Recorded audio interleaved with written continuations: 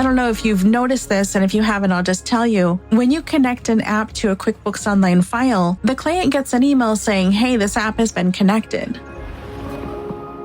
Welcome to Jenna Frog's Bookkeeping Lily Pad, your cozy corner of the podcasting world, where numbers tell a story and bookkeeping blossoms into an adventure. My name is Rachel Barnett, and I'm glad you're here. This podcast is for bookkeepers who enjoy authentic, unfiltered, and always encouraging friend to talk shop with. We will be discussing what it's like to own and operate a small bookkeeping business.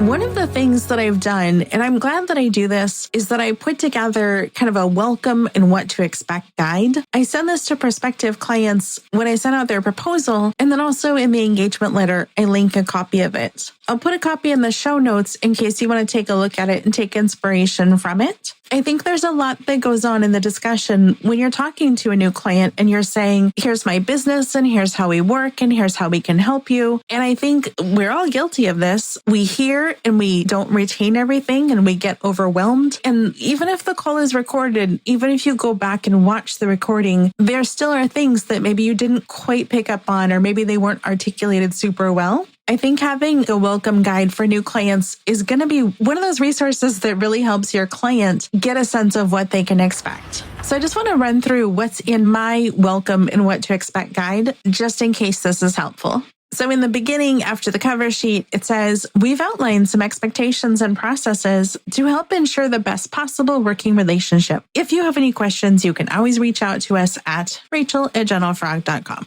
So then it goes into the basics. I start with an introduction. The introduction in General Frog is that we specialize in bookkeeping, training, and that we're intentionally small. I really want people to know a couple of things. I want them to know that we are not a big organization. Like really, my business is really myself as the bookkeeper, Jess as my VA and doer of all the magic things, and of course my editing and content team. I've got my video editor, Carlos, and my podcast editor, Kirill, and then my graphic designer, Maria. But really, when you think about it, if you're a bookkeeping client, you only know about me. You only need to know about me because I'm the only person working on your stuff. In my introduction, I let people know that if I need to outsource or bring on people to help me with my project, I want them to know that I'm bringing on US-based bookkeepers. It's important to me that I'm charging US-based fees and that I'm supporting North American bookkeepers. I'm not charging a North American rate and then outsourcing this to some other country for $5 an hour. I don't think that's very respectful of you, of your finances, or of the money that you've paid and what you think you're buying from me. I let people know my hours of operation. It's not enough to say I work from 9 to 5 because a lot of people work from 9 to 5. What does that really mean? Well, in my case, it means I work from 9 to 5 Eastern.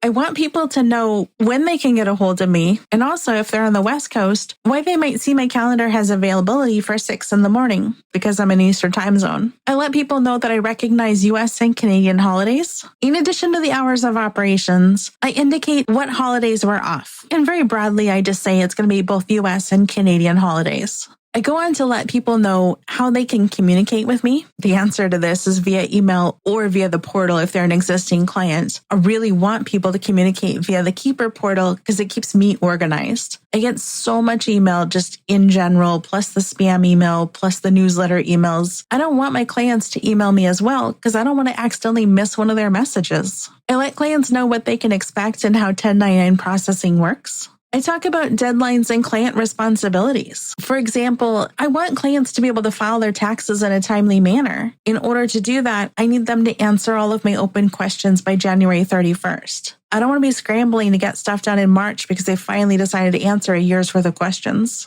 I let clients know how we're going to send and receive documents from each other. I let them know that I may utilize different apps. I don't know if you've noticed this, and if you haven't, I'll just tell you. When you connect an app to a QuickBooks Online file, the client gets an email saying, hey, this app has been connected. So for example, I'm connecting Keeper. Maybe there's a client that wants receipt management. I'm going to connect HubDoc. I just let clients know up front, hey, I may connect some apps to your QuickBooks, which will make my job easier. I definitely don't list out all the possible apps because that'd be exhausting and just messy. Like who wants to see a list of every possible app I might connect? I touch on what our typical workflow is. In my case, the typical workflow is after the fact bookkeeping. I'm not going to be the person who comes in there and pays your bills or processes your payroll. I'm going to be the person who records what happened after you collected your money for your invoices and after you paid your bills. It's just helpful because sometimes clients are used to something different, or maybe they've been doing everything themselves and they don't know for sure what they're going to get from me. Yes, it's in my description of services and the contract they signed, but also I like having a nice, easy document that says, hey, here's what I'm going to do. I let clients know if there's a change in scope, that's going to change the fee. I don't list out what all possible changes of scope are on this document because this is just, here's what to expect. The scope and what I've promised to do for a client, that's listed in their description of services. I'm detailed and I say, here's what I'm going to work on. Here are the accounts. Here are the things that I'm going to do. So that if a client goes and opens up a bunch of new accounts or starts changing what they need from me, that I've listed out, I'll do these things for these dollars. And if you want new things, that's going to be new dollars. So sometimes I think it's helpful just to remind clients that I'm here and I want to do this stuff, but also if there's a change in scope, we're going to have a talk about the pricing.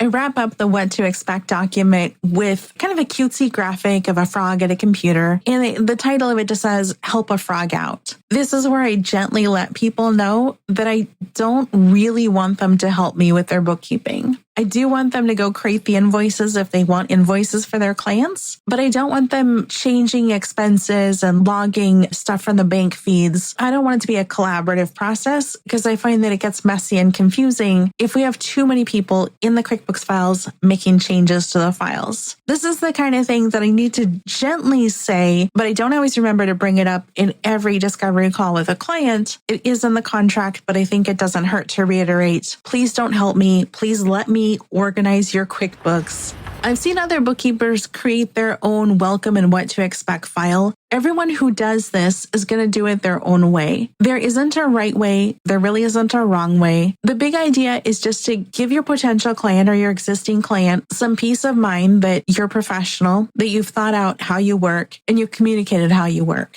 If you're struggling to think about what you should include in your how your work document, feel free to take a look at mine. If you're struggling to come up with some sort of visual design for it, do it in Canva. If you're not crafty, and I'm not crafty, I do not enjoy working in Canva, hire it out. If you're not in a position to hire it out, just make it a Word doc, put your logo at the top, put some numbers at the bottom, and go with that. It doesn't matter if it doesn't look perfect, and it doesn't matter if it isn't something that you're going to love 5 years from now. The idea, or at least the idea for me, is that I have one more thing to make sure that I let my clients know, here's what you can expect when working with me. You could have a welcome message, just something warm. Welcome to XYZ Bookkeeping. I'm excited to help you with your bookkeeping. This document will give you a sense of what it's like to work with me/us. You can then go into scope of services. It is not going to be the exact scope of services because that's in your description of service. And this welcome document should be pretty generic. But maybe you can have stuff such as, I'm going to categorize your transactions, your income, and your expenses. I'm going to reconcile your accounts. I'm going to give you reports. This is stuff that we think of as bookkeepers and think, well, of course I'm going to do that. But also telling a client that you're going to reconcile their account, that gives them huge peace of mind. We think, of course, clients think, oh, thank goodness.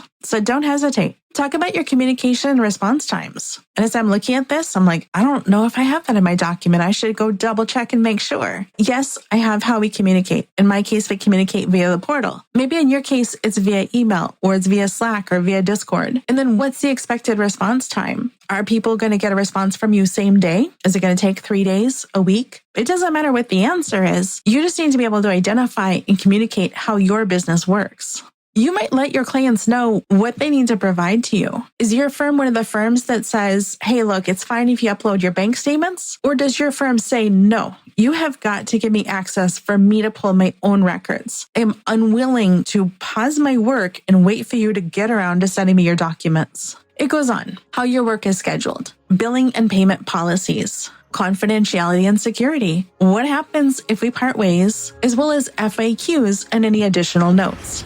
You don't have to include all these. You don't have to include any of them. I just thought if I show you what I'm doing, and again, I'll have a link to it, you're going to get a collection of ideas and you can pick and choose which, if any of these ideas are helpful for you. If none of them are helpful, no problem. If any of them are helpful, fantastic.